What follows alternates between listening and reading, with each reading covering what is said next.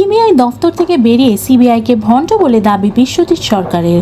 Vote পরবর্তী হিংসায় মৃত অভিজিৎ সরকারের দাদা বিশ্বজিৎ। ভোট পরবর্তী হিংসায় বেলেঘাটায় মৃত্যু হয় বিজেপি সমর্থক অভিজিৎ সরকারের। তারপর থেকে একাধিকবার সিবিআই দফতরে আসে বিশ্বজিৎ সরকার। সেই মামলায় মূলত তৃণমূল বিধায়ক পরেশ পাল, কাউন্সিলর স্বপন সমাদ্দারের বিরুদ্ধে অভিযোগ তার। সিবিআই এর কাছে তার লিখিত অভিযোগে একাধিকবার এই দুজনের নাম জানিয়েছেন বিশ্বজিৎ। মঙ্গলবার এই মামলার তদন্তের অগ্রগতির বিষয় জানতে আসেন সিবিআই আধিকারিকদের কাছে। সিবিআই আধিকারিকরা সাথে কথা বলে বেরিয়ে আসার সময় হাতে ভণ্ড লেখা কাগজ ছিল বিশ্বজিতের হাতে। তার সরাসরি দাবি সিবিআই ভণ্ড। সিবিআই আধিকারিকদের সাথে কথা বলার পর তার গলায় এদিন ছিল অসন্তোষের সুর। কি করলো ভণ্ড? এদের কোনো কথার তো মানে বুঝলাম না আমরা। আমি একটা কমপ্লেন দিলাম যে আপনাদের অফিসে আসামির উকিলবাবুরা একটা পিটিশন দিয়ে গেছে, বেল পিটিশন, তার টাইমও ফিক্স করেছে, এখান থেকে রিসিভ হচ্ছে, অথচ কোর্টে সিবিআই যাচ্ছে না, আসামিদের বেল হয়ে গেল। একদিন আমি বুঝলাম, পরপর 4টে ডেট কি করে হলো এরকম? সে নিয়ে চিঠিও দিয়েছি, কোনো সদুত্তর নেই। আচ্ছা আপনারা বলুন তো, তাহলে ভণ্ডামিটা কে করলো? অর্থের বিনিময় কি সেটিং চলছে? যিনি রিসিভ করলো তাহলে তিনি নিশ্চয়ই অফিসারকে দিল না, অথবা অফিসার নিয়ে পিপিকে দিল না। তাহলে জালিয়াতিটা কোন জায়গায় হলো? কে অর্থের বিনিময় সেটিংটা করলো? এই তিনজনের বিরুদ্ধে কেন সিবিআই এখনও ব্যবস্থা নিল না? আমি তো চিঠিটা আজকে দিইনি, এই দেখুন 22/8/2024 তারিখে দিয়ে গেছিলাম, ডিআইজি থেকে আরম্ভ করে সবাইকে। কি চিঠি দিয়েছিলেন? যে এই যে জালিয়াতিটা করেছে, একজন রিসিভ করছে, সিবিআই সিল ছাপ সব থাকছে, কোর্টের পিটিশন, বেল পিটিশন, তার মধ্যে টাইম দেওয়া থাকছে, কিন্তু সেই ডেটে সিবিআইয়ের পিপি পৌঁছচ্ছে না, অফিসার যাচ্ছে না, সিডি যাচ্ছে না, আসামিদের বেল হয়ে যাচ্ছে। কি করে?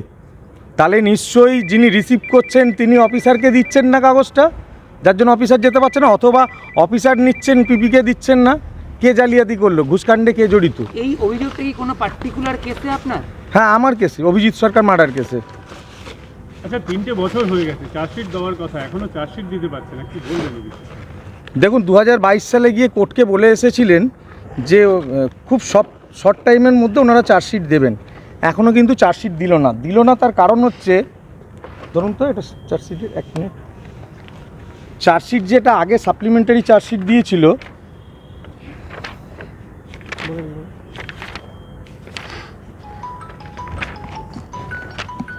আপনি বলে নিন, পরে আমরা 1 মিনিট, সেইটার মধ্যে দেখুন চার্জশিট দেওয়ার পক্ষে একটা ডকুমেন্ট দিতে হয়।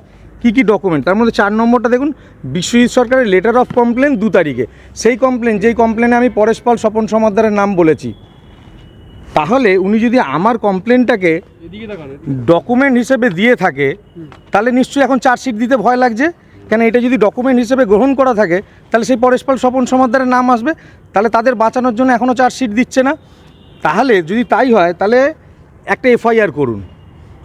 কারণ যিনি আমার কমপ্লেনটাকে কোর্টে চার্জশিটে দিয়েছে ডকুমেন্ট হিসেবে, তাহলে আপনাদের অফিসারের নামে কেস হোক, যে উনি মিথ্যে কথা বলেছে, আমার মিথ্যে এফআইআরটা নিয়ে, আর না হলে পরেশ পালের নামে চার্জশিটটা দিন, অতি দ্রুত দিন। আজকে কি বললেন আপনি এনাদেরকে সাথে? আমি জবাবটা চাইতে গেলাম যে এই যে ঘটনাটা ঘটেছে আপনাদের মধ্যে, কে সেটিং?